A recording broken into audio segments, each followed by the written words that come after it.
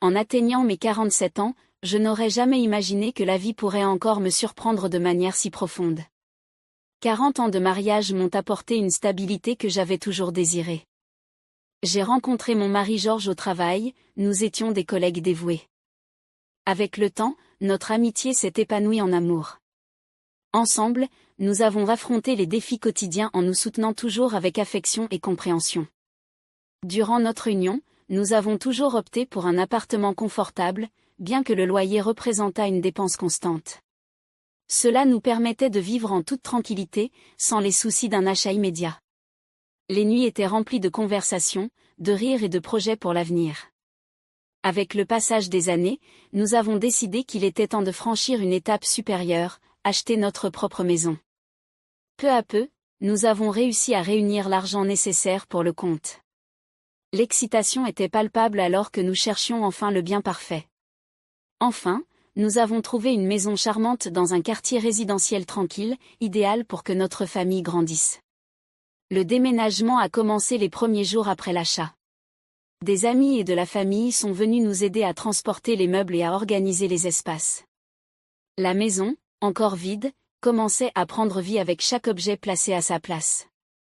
Nous avions l'impression de construire non seulement un foyer physique, mais aussi des souvenirs qui dureraient pour toujours.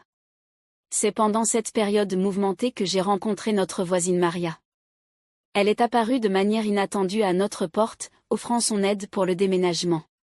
Sa présence était accueillante, et son sourire sincère nous a fait sentir encore plus les bienvenus dans le nouveau quartier.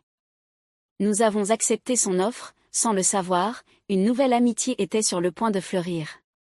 Maria est rapidement devenue une présence constante dans notre routine de déménagement. Elle aidait à transporter les meubles, à accrocher des tableaux et même suggérait des idées pour la décoration. Son énergie positive et sa bonne volonté étaient contagieuses, et bientôt nous nous retrouvions à partager des conversations agréables pendant les pauses. Au fil des jours, notre amitié avec Maria se renforçait. Elle partageait des recettes délicieuses et apportait souvent des gâteaux et des douceurs à notre maison. Ces attentions sont devenues un rituel, et notre foyer a commencé à se remplir de saveurs et d'arômes qui apportaient confort et joie. C'était réconfortant d'avoir quelqu'un d'aussi attentionné à nos côtés. Cependant, tout n'était pas parfait. Georges a commencé à montrer de l'inconfort face à la présence constante de Maria. Une nuit tranquille, il a exprimé ses préoccupations, disant que Maria semblait être une femme très libre et moderne qui ne partageait pas les mêmes valeurs chrétiennes qu'il chérissait. J'ai été surprise par ces paroles, car je n'avais jamais vu Maria de manière négative. Nous avons essayé de discuter du sujet, mais la dispute était inévitable. Je défendais l'amitié et les bonnes intentions de Maria, tandis que Georges restait ferme dans son opinion. Ce fut un moment tendu, mais nous avons réussi à trouver un accord pour maintenir l'harmonie dans la maison. Nous avons décidé que, bien qu'ils ne se sentent pas complètement à l'aise, ils respecteraient mon amitié avec Maria. Même avec la tension, Maria a continué à nous aider avec la décoration et d'autres tâches domestiques. Sa présence est devenue un pilier de soutien pendant la période d'adaptation à la nouvelle maison. Elle organisait également de petites rencontres où elle préparait des desserts et facilitait des moments de convivialité entre nous. Malgré les divergences, l'amitié avec Maria restait forte. Avec le temps, les différences entre Georges et moi devenaient plus évidentes. Alors que je valorisais l'amitié et la générosité de Maria, lui voyais ses attitudes comme un écart par rapport à nos valeurs chrétiennes.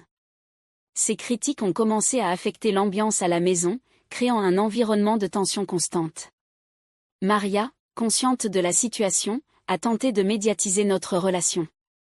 Elle comprenait l'importance de l'harmonie familiale et cherchait des moyens d'apaiser les conflits.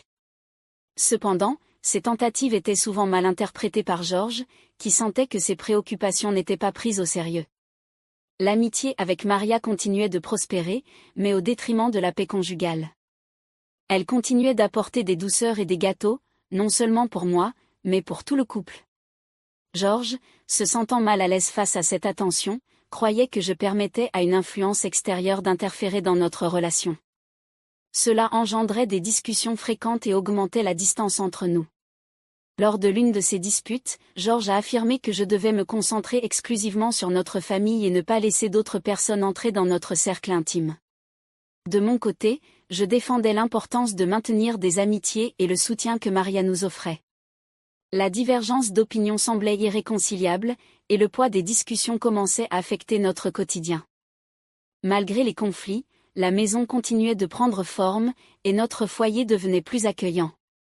Les contributions de Maria à la décoration et les petites surprises sucrées étaient appréciées par moi, mais la tension avec Georges persistait.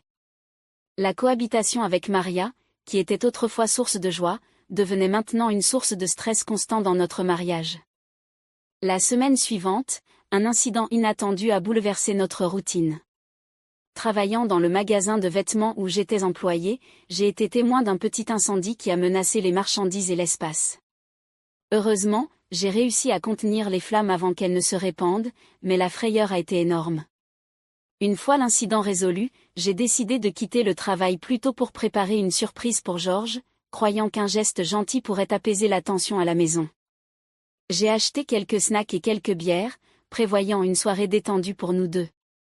L'idée était de le surprendre après une journée stressante, en espérant que cette petite célébration nous rapprocherait à nouveau. J'ai ressenti un sentiment d'espoir, croyant que nous pouvions encore surmonter nos différences et renforcer notre relation. En arrivant à la maison, j'ai ressenti un étrange mélange d'anxiété et d'anticipation. Cependant, avant de pouvoir mettre en pratique ma surprise, j'ai entendu des bruits venant du salon. Mon cœur s'est accéléré, et un sentiment d'inquiétude m'a envahi. J'ai décidé d'observer attentivement par la fenêtre pour comprendre ce qui se passait. Ce que j'ai vu m'a complètement bouleversée. Georges était en train de faire l'amour avec Maria sur le canapé du salon. Il la pénétrait avec intensité, tout en l'embrassant et en lui caressant le corps. Maria gémissait et en demandait plus, disant qu'elle adorait la sensation de mon mari sur elle. La scène a été un choc terrible. Mon monde s'est effondré à cet instant, et une vague de tristesse et de colère m'a envahi. Je ne savais pas comment réagir ni quoi faire ensuite. J'ai rassemblé toutes mes émotions, essayant de garder mon calme. Je suis entrée dans la pièce en donnant un coup de pied à la porte. La réaction de Georges a été immédiate. Nous étions tous les deux effrayés et sans parole. Lui, dans une tentative de rejeter la faute, a affirmé que j'avais amené Maria à la maison et que, par conséquent, c'était de ma responsabilité ce qui s'était passé. Je me suis sentie trahie et désemparée, sans savoir comment gérer la situation. Après le choc initial, je me suis retrouvée prise dans un tourbillon d'émotions conflictuelles. La douleur de la trahison se mêlait à la colère des accusations de Georges. Je ne comprenais pas comment notre mariage, qui avait toujours été basé sur la confiance et l'amour, en était arrivé là. Je me sentais perdue, sans direction. La dispute qui a suivi a été intense et chargée de sentiments douloureux. J'ai décidé que j'avais besoin de temps pour digérer tout ce qui s'était passé. Je suis sortie de la maison, courant dans les rues, les larmes coulant sur mon visage et le cœur déchiré. Chaque pas que je faisais était une tentative de trouver de la clarté au milieu du chaos émotionnel. Je ne savais pas où aller ni quoi faire, je savais seulement que j'avais besoin d'espace pour réfléchir à mon avenir. Alors que je courais dans les rues, les mots de Georges résonnaient dans mon esprit. La culpabilité qui m'était imputée me semblait injuste, mais la réalité de la situation était trop douloureuse pour être ignorée. J'étais devant une croisée des chemins, sans savoir si je devais me battre pour sauver notre mariage ou aller de l'avant en quête de mon propre bonheur et de la paix. Cette nuit-là, encore émue et sans réponse claire, j'ai trouvé un endroit pour me réfugier temporairement. La solitude de la nuit m'a enveloppée, tandis que j'essayais de comprendre ce qui s'était passé et ce que cela signifiait pour mon avenir. Les souvenirs des années heureuses avec Georges et des moments partagés avec Maria envahissaient mon esprit, créant un enchevêtrement de sentiments confus. J'ai décidé que je devais parler à quelqu'un de confiance pour me confier et chercher des conseils. J'ai contacté une amie proche qui a toujours été une épaule sur laquelle m'appuyer dans les moments difficiles. Je lui ai raconté tout ce qui s'était passé, de l'amitié avec Maria à la trahison de Georges.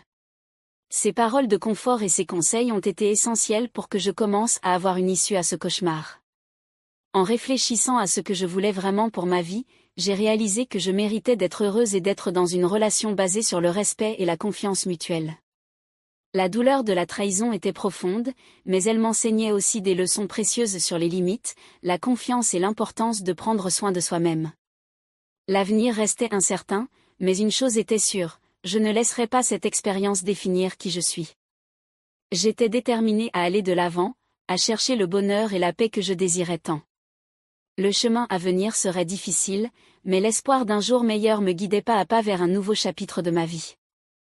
Alors, tu as aimé cette histoire? J'espère que vous avez profité de chaque seconde de cette vidéo.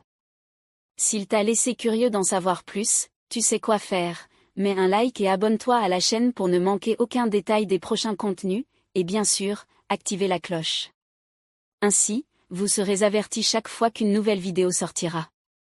Dis-moi dans les commentaires ce que tu en as pensé, j'adorerais connaître ton avis. À la prochaine, je t'attendrai.